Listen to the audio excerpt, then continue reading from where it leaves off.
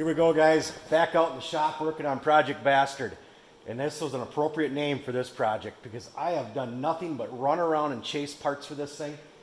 It's battled me. Everything I try to do on it battles me, and I don't get it. I mean, I've always had really good luck with some of my projects, but this one here, it's making me earn everything here because all I do is drive around and look for stuff. I don't hardly get anything done on it because I spend most of the time on my vehicle trying to chase down parts. But I'm going to go through a little stuff, what we've gotten done here. I've been doing a lot of cleanup on it. I've done some painting, done some stuff with powder coating. I did track down a bunch of the parts, but I just run into a roadblock every direction I head on this thing. But I'm struggling through it. I'm getting there. It's going to be done by January. So I'm just going to, it's the end of November right now, first part of December. So I got to get busy on this thing, but we'll run through this thing quick here. A little bit of what I've gotten done, even with all my struggles. You can see I've got the engine's in now. I put it in and out several times on mock-up, but the engine is in, done, finished. I've got a bunch of my suspension parts here. I actually ended up painting these. I was gonna have them powder coated, but when I brought some of the parts in, the expense on this red was just, it was more than I wanted to spend. And the guy even told me he was not going to be able to match the red that I put on my heads. And so I ended up just painting this stuff. It's a base coat, clear coat. I put an epoxy primer on, base coat paint, clear coat. So that way everything's going to match. And he said I'd be way happier. And I agree with him. And at least he was honest with me.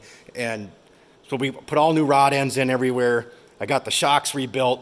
I polished the shocks out because I don't know. I'm anal that way right now. I don't know why it's got to be like this, but I brought the shocks, and the guy says, you should really clean up these shock bodies. They look horrible. And so I brought them home, and I cleaned them up. I brought them back. He's like, wasn't quite expecting that for a cleanup, but he says they sure look sweet. So the foxes are done. They're in there. All this stuff is buttoned up. All new bearings everywhere. Did a little cleaning on the carbs. And I am going to do a video yet on how I make my aluminum look this way. Stupid easy. It's super, super easy, but I'm waiting on parts.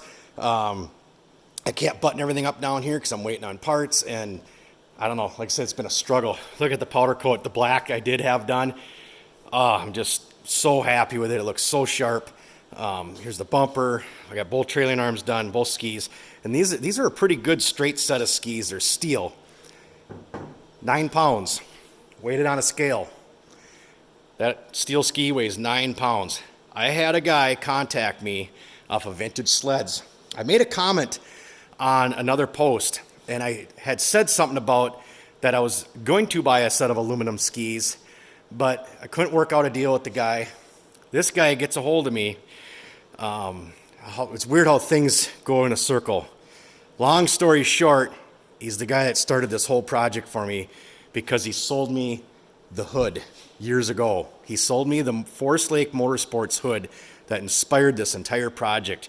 Gets a hold of me, says, yeah, I have a set of aluminum skis. We set a price. He treated me so fairly on these skis. It's just unreal. I got a hold of Race Coatings. They are going to sandblast where I need to do a weld repair on them. And then I'm actually going to add some extra bracing in them because I've heard these skis don't hold up. And I want to be able to run them here and there on the lakes and stuff. Not necessarily going out and racing this thing through the ditches, but I want to be able to put these skis on and run them once in a while, and I really want to make this thing pop. So Race Coating is going to sandblast a little bit of the areas that need to be re-welded. I'm going to fix them, bring the skis back. They're going to sandblast them, tumble them to smooth them out. Then they're going to put their silver ceramic on them and tumble them to make them just shine. So here's one of the aluminum skis right here. Anybody that knows Indies know these things are light. 3.5 pounds. Incredible difference. 3.5 pounds, 9 pounds. That's a major difference off the front of the sled when you times that by 2. Still going to do my chromoly setup up here eventually, but for now, I'm glad I didn't because I told you about all the struggles I've been having with this thing. So I'm glad I skipped doing the chromoly for right now. I will eventually do a set of chromoly radius rods for it at least, and the trailing arms. But that will have to come later. Right now, all I'm trying to do is get this thing back into a running, complete snowmobile for right now so we can ride it on a couple rides. A little storm update down here. Trenton's plugging away on his storm, and as nice as he is to me, he brought my storm in today. And last year we had a major track failure. Not major, we rode the rest of the year on the track that's on it. But we got rid of a chunk of track on a ride, and I end up actually making the whole ride and then some. Here's that chunk that's missing right there. I took the wheels off, all the wheels off my skid on this side, so it wouldn't add any extra stress right there on the track. I rode it the rest of the winter like that. Not really liking it the whole time, but I was kind of talked into it, and the couple of people that talked me into it agreed they'd help me get my sled back if that track completely failed. But it didn't. It made it the rest of the year. I have another track to go in it now. Trenton's nice enough to dig into this thing and get the track out for me. He's kind of helping me out. He realizes all the struggles I have with Bastard over there right now, so he's lending a hand on getting this apart right now. And he's been working on it for a little while. He's got the chain case out, and I'm going to help him get the drivers out, and we'll get this track out of the way, and then we can start pulling the studs out. And probably going to reuse the studs into another track. The track's already drilled for 196 studs, and I'll probably reuse the studs and put all new backers and nuts and everything on. So, but here's my Storm. Still yet to clean up anything on this thing. It did prove itself last winter. I'm very happy with it. They are a ripping machine. I don't line up. I'm not going out to the lake to race people and stuff, but I'm telling you, I had this thing topped out a couple times, and it's a pretty incredible feeling on a sled when you're on the top side of 100 miles an hour on one of these things.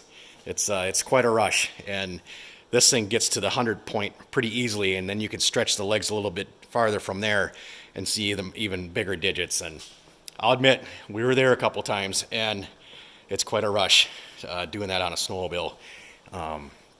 Very safe about it. I mean, we're not doing that through town or anything. I mean, we're safe. We're geared up for it. But that's really fun, being able to do that on a snowmobile here and there. And a Storm will do it. So thanks for watching this video, guys. I'm going to try and get something done on this thing today. I've spent over 4 hours today of just driving around once again, trying to deal with missing parts and just setbacks one after another. But today I should get the belly pan on, get a bunch of the other stuff bolted up. Hopefully it'll be a better day for me, because it can't get any worse than it has been. So thanks, guys. Just beauty.